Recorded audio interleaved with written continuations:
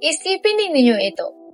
Paano kung ang isang taong punong-puno ng pangarap ay dahang-dahang gawing halimaw ng lipunan?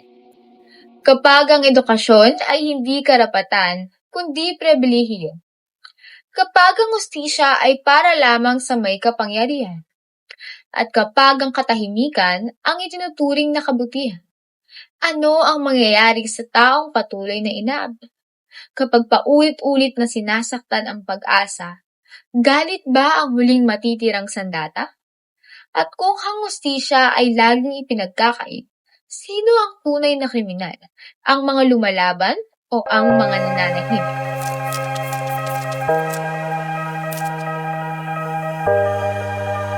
Magandang araw sa inyong lahat.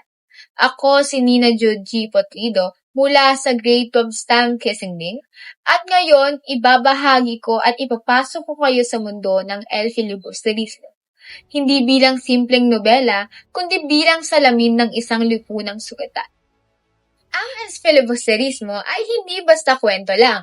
Ito ang masakit na katotohanang isinulat ni Dr. Jose Rizal para gisingin ng mga Pilipinong sanay nang pumikit. Kung ang Noli Me Tangere ay nagtuturo sa atin na makakita, ang El Filibusterismo ay nagtuturo sa atin na magtanong at masaktan sa tunay na sagot patungkol sa ating lipunan. Dito natin makikilala si Simon, ang dating Crisostomo Ibarra, isang taong naniniwala noon sa katahimikan at mapayapang pagbabago. Ngunit dahil sa paulit-ulit na kawalan ng hustisya, nawala ang kanyang tiwala at ang pag-asa ay napalitan ng galit.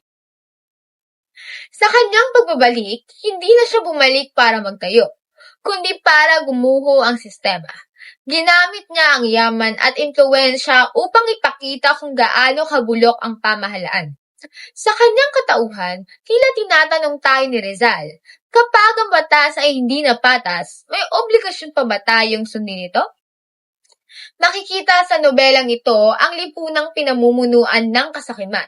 Mga praileng abusado, mga opisyal na walang pakialam, at mga mamamayang piniling manahimik dahil mas madali ang katahimikan kaysa sa pakikipaglaban. Sina Basilio, Huli at Isagani ay hindi lamang mga tauhan sa libro. Sila ay ang mga refleksyon ng totoong buhay. Si Basilio, ang kabataang nakawan ng kinabukasan. Si Huli ay simbolo ng mga inosenteng nasira ng sistema at si Isagani ay larawan ng kabataang may malasakit. Ngunit naguguluhan kung paano ipaglaban ang tama. Sa kabila ng galit ni Simon, ipinakita ni Rizal na ang dahas ay hindi sagot sa tunay na kalayaan.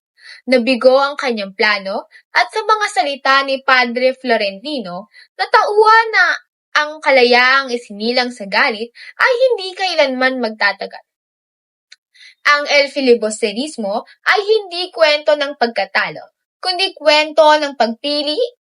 Pipiliin ba nating manahimik kahit mali ang nakikita?